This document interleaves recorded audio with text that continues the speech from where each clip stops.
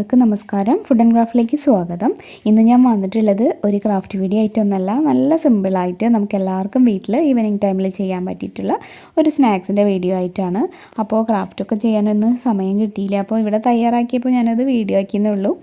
അപ്പോൾ നമുക്ക് എപ്പോഴും തന്നെ വീട്ടിലുള്ള ചേരുവ വെച്ചിട്ടാണ് ഞാനിത് ഉണ്ടാക്കുന്നത്. നമുക്കിതിന് വേണ്ടത് ബ്രെഡും പിന്നെ നേന്ത്രപ്പഴമാണ്. അപ്പോൾ എപ്പോഴും നമ്മുടെ വീട്ടിലുള്ളത് തന്നെയാണ്. പിന്നെ ഒരു 2 സ്പൂൺ നെയ്യ് വേണം കേട്ടോ. ഇതൊന്ന് ചെറുതായിട്ടൊന്ന് മൊരിച്ചെടുത്താൽ മതി, പൊരിച്ചെടുക്കൊന്നും വേണ്ട. അപ്പോൾ നമുക്ക് നോക്കാം ഇതെങ്ങനെയാണ് ഉണ്ടാക്കുകയെന്ന്. എല്ലാവർക്കും തന്നെ ഇഷ്ടപ്പെടും. ഈ ഒരു ഈവനിങ് സ്നാക്ക് ഉണ്ടാക്കാനായിട്ട് ഞാനിവിടെ എടുത്തിട്ടുള്ളത് ഒരു 3 നേന്ത്രപ്പഴമാണ്, അതുപോലെ 3 പീസ് ബ്രെഡും എടുത്തിട്ടുണ്ട്. പക്ഷേ ആക്ച്വലി എനിക്ക് 2 പീസേ ആവശ്യം വന്നുള്ളൂ. അപ്പോൾ നിങ്ങൾ ചെയ്യുമ്പോൾ 2 പീസ് എടുത്താൽ മതി കേട്ടോ. ആദ്യം നമുക്ക് ഈ നേന്ത്രപ്പഴത്തിനൊന്ന് പുഴുങ്ങിയെടുക്കണം. അപ്പോൾ ഞാൻ സാധാരണ പുഴുങ്ങാറുള്ളത് കുക്കറിലാണ്. കുക്കറിൽ ലേശം വെള്ളമൊഴിച്ച് എന്തെങ്കിലും ഒരു തട്ട് പോലെ വെക്കും.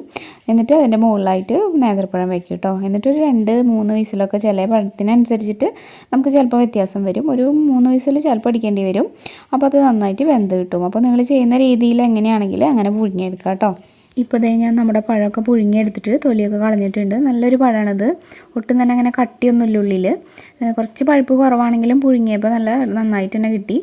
കണ്ടില്ലേ? ഇനി നമുക്കിതൊന്ന് ഉടച്ചെടുക്കാം കേട്ടോ. അപ്പോൾ കൈ വെച്ചോ അല്ലെങ്കിൽ എന്തെങ്കിലും സ്പൂൺ വെച്ചോ ഒക്കെ ഇത് നന്നായിട്ടൊന്ന് ഉടച്ചെടുക്കുക. അതോടൊപ്പം നമുക്ക് നേരത്തെ എടുത്ത് വെച്ച ബ്രെഡിൻ്റെ പീസ് ചെറുതായിട്ടൊന്ന് മിക്സിയിലിട്ട് പൊടിച്ചെടുക്കണം. അപ്പോൾ ഇതൊന്ന് തിരിച്ചെടുത്തിട്ട് വരാം.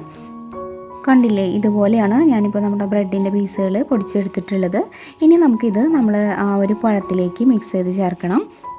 അപ്പോൾ ഞാൻ കുറച്ചേ ഇതിൽ ചേർക്കുന്നുള്ളൂ. അങ്ങനെ പ്രത്യേകിച്ച് അളവൊന്നുമില്ല. നിങ്ങളുടെ പഴം നന്നായിട്ട് പഴുത്തിട്ടുള്ളതാണെങ്കിൽ കുറച്ചധികം ചേർക്കേണ്ടി വരും. നമുക്കിതൊന്ന് നന്നായിട്ട് കുഴച്ചിട്ട് ഒരു കട്ട്ലേറ്റ് പോലെ പരത്തിയെടുക്കാനുള്ളതാണ്. അപ്പോൾ ലൂസാവുമല്ലോ പഴുത്ത പഴമാകുമ്പോൾ. അപ്പോൾ കുറച്ചധികം ബ്രെഡിൻ്റെ പീസ് പൊടിച്ചത് നമുക്കിതിൽ ചേർക്കേണ്ടി വരും. എൻ്റെ പഴം ഇപ്പോൾ അധികം പഴുക്കാത്തതായതുകൊണ്ട് ഞാൻ കുറച്ചേ ചേർത്തിട്ടുള്ളൂ. എന്നിട്ട് നമുക്കിതിലേക്ക് കുറച്ച് ഏലക്കായയുടെ പൊടി, അത് ഓപ്ഷനിലാണ്. നിങ്ങൾക്ക് ആ ഒരു സ്മെല്ല് വേണമെങ്കിൽ മാത്രം അതും കൂടെ ഒന്ന് ചേർത്ത് നന്നായിട്ട് മിക്സ് ചെയ്യാം കേട്ടോ. അതുപോലെ മധുരമൊക്കെ നിങ്ങൾക്ക് ഇഷ്ടമുണ്ടെങ്കിൽ ചേർത്താൽ മതി. ഇതിലിപ്പോൾ അത്യാവശ്യം മധുരമൊക്കെ ഉണ്ട്. ഞങ്ങൾക്കിപ്പോൾ ഇത്ര മധുരം മതി. അതുകൊണ്ട് തന്നെ നമ്മളിപ്പോൾ മധുരമൊന്നും ചേർക്കണില്ല. അപ്പോൾ അത് നിങ്ങളുടെ ഇഷ്ടം പോലെ ചെയ്യാം. ഇനി നമുക്ക് അതിൽ നിന്ന് കുറേശ്ശെ എടുത്തിട്ട് ഇതുപോലെ കട്ട്ലേറ്റിൻ്റെ പോലെ ഇങ്ങനെ ഷേപ്പിലാക്കിയിട്ട് ആ ഒരു ബ്രെഡിൻ്റെ പൊടിയില്ലേ, നേരത്തെ എടുത്തതിൻ്റെ ബാക്കിയുള്ള ബ്രെഡ് പൊടിയിൽ ഒന്ന് റോൾ ചെയ്തിട്ട് മാറ്റി വയ്ക്കാം. അപ്പോൾ അങ്ങനെ എല്ലാം തന്നെ ചെയ്തെടുക്കുക. ഇനി ഇതിൻ്റെ ഇടയിൽ വേറെ ഒന്നുമില്ല, അങ്ങനെ മുക്കേണ്ട ആവശ്യമൊന്നുമില്ല. നമ്മൾ കട്ട്ലേറ്റിനൊക്കെ സാധാരണ മുട്ടയുടെ വെള്ളയിലൊക്കെ മുക്കാറില്ലേ, അതുപോലെ ഒന്നും ചെയ്യേണ്ട. ഇത് പഴമായതുകൊണ്ട് നന്നായിട്ട് ഇങ്ങനെ ബ്രെഡ് ക്രംസ് ഇതിൽ സ്റ്റിക്കായിട്ടിരുന്നോളൂ കേട്ടോ. ഇപ്പോൾ ഞാൻ എല്ലാം തന്നെ അതുപോലെ ചെയ്തെടുത്തിട്ടുണ്ട്. ഇനി നമുക്കിത് 2 സൈഡൊന്ന് ചെറുതായിട്ട് മൊരിയിച്ചെടുത്താൽ മതി. അപ്പോൾ അതിന് വേണ്ടിയിട്ട് ഏതെങ്കിലും ഒരു ഫ്രൈങ് പാൻ നമുക്ക് ചൂടാക്കാൻ വയ്ക്കാം കേട്ടോ. ഇപ്പോൾ നമ്മുടെ പാൻ ഇവിടെ ചൂടായിട്ടുണ്ട്. ഇനി അതിലേക്ക് ലേശം നെയ്യ് നമുക്കിതിലേക്ക് ചേർത്ത് കൊടുക്കാം. അപ്പോൾ നെയ്യില്ലെങ്കിൽ നിങ്ങൾ യൂസ് ചെയ്യുന്ന ഏതെങ്കിലും ഓയിൽ ചേർത്താലും മതി. അപ്പോൾ നെയ്യാണെങ്കിൽ കുറച്ചുകൂടെ നല്ല ടേസ്റ്റ് ഉണ്ടാവും. അപ്പോൾ ലേശം മതി. ഒരു സൈഡ് മൊരിയാനുള്ള ആവശ്യത്തിനുള്ള കുറച്ച് നെയ്യൊന്ന് സ്പ്രെഡാക്കി കൊടുക്കുക. എന്നിട്ട് അതിലേക്ക് ഓരോന്നായിട്ട് നമുക്ക് ഇട്ടിട്ട് തിരിച്ചും മറിച്ചൊക്കെ ഇട്ടിട്ടൊന്ന് ഫ്രൈ ആക്കി എടുക്കണം കേട്ടോ. അപ്പോൾ ചെറുതായിട്ടൊന്ന് മൊരിയിച്ചാൽ മതി. അല്ലാണ്ട് അതിൽ നമുക്ക് ഡീപ് ഫ്രൈ ചെയ്യേണ്ട ആവശ്യമൊന്നുമില്ല.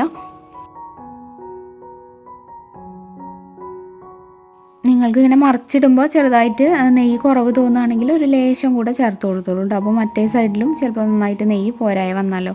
അപ്പോൾ അങ്ങനെ ചെയ്യുക. എന്നിട്ട് നന്നായിട്ടൊന്ന് ഇങ്ങനെ മൊരിഞ്ഞൊരു ഗോൾഡൻ ഷെയ്ഡ് വരുമ്പോൾ നമുക്കിത് ഓഫ് ചെയ്യാം കേട്ടോ. കണ്ടില്ലേ? അപ്പോൾ നമ്മുടെ സിമ്പിളായിട്ടുള്ള ബനാന കട്ട്ലറ്റ് ഇവിടെ റെഡി ആയിട്ടുണ്ട്. നല്ല ഹെൽത്തിയാണിത്.